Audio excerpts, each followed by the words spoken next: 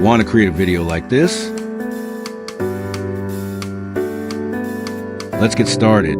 First, import one footage clip and your music into the timeline. Make sure you set the ratio and remove the original sound if your footage has audio. Next, add beat markers to the music. Go to the mask menu and add a split mask. Move the mask center to the bottom left corner. Then, add a keyframe at the beginning of the clip. Change the rotation to 90 degrees. Add another keyframe at the 5th beat marker. Change the rotation to 180 degrees. And don't forget to enable reverse. Now duplicate the clip and place it exactly above the 2nd beat marker. Duplicate again and place it above the 3rd beat marker. Repeat the same steps based on the number of clips you prepared.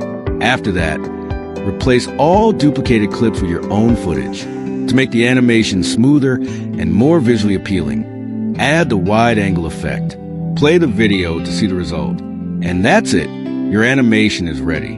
Simple, right? In the next video, we'll learn more editing techniques to improve your videos. So make sure to like, comment, follow, or subscribe so you don't miss the next tutorial. Thanks for watching, and see you in the next video.